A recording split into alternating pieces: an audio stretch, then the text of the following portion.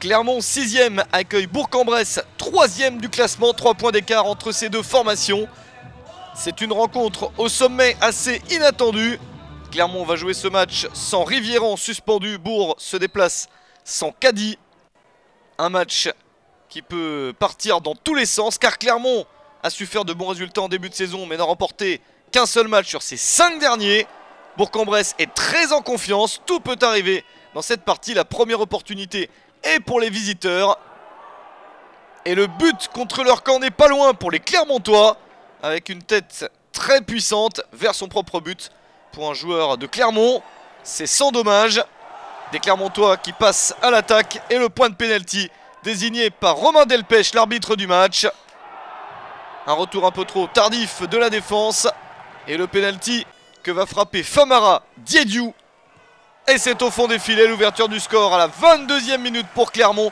10e but de la saison déjà pour Famara Diédiou qui continue à être l'unique buteur de son club depuis le début de la saison. 10 buts pour Clermont, 10 buts pour Diédiou et la première place du classement des buteurs bien entendu. Et surtout la possibilité de rattraper Bourg-en-Bresse au classement avec une victoire qui se dessine. À la pause, Florent Perradin remplace Yannick Goyon, le capitaine de Bourg-en-Bresse. Le choix d'Hervé Della Maggiore pour la seconde période. Une seconde période où Bourg-en-Bresse se montre à la hauteur et profite aussi d'une erreur de Mehdi Janin, le gardien de but clermontois. C'est Michael Alphonse qui égalise à la 55e minute.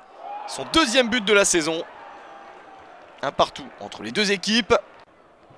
Les Burgiens qui se relancent et qui croient en un meilleur résultat encore. Pape Sané est parfaitement servi. C'est entre les jambes de Mehdi Janin pour le meilleur buteur de Bourg-en-Bresse. 6e but de la saison pour Pape Sané, 59e minute. Bourg-en-Bresse mène 2-1, mais Clermont réussit à revenir grâce à un but de Florent Augier contre son camp. Diédiou met la pression, mais ce n'est pas lui qui marque pour une fois. C'est un but contre leur camp des Burgiens, 2 partout.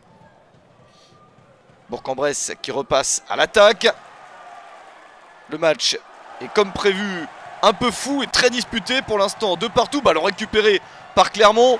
Ballon dans la surface, Julien Fabry qui sort, il est en retard. Le gardien de but de Bourg-en-Bresse qui va être exclu par Romain Delpech. 85e minute, carton rouge pour le gardien et penalty.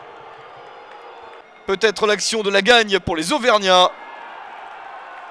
Les 3 changements sont déjà faits pour Bourg-en-Bresse. C'est donc Lagdar Boussa qui a marqué depuis le début de la saison qui va se retrouver dans le but face à Famara Diédiou pour essayer de tenir le point du nul. Mais Diédiou réussit à s'offrir un nouveau doublé et porter son total de buts incroyable à 11. 86e minute. Ça fait 3-2 pour le Clermont Foot. Ça chauffe ensuite sur les bancs et l'arbitre est obligé de s'en mêler. Match à tension, match à suspense, remporté par Clermont. 3-2 face à Bourg-en-Bresse.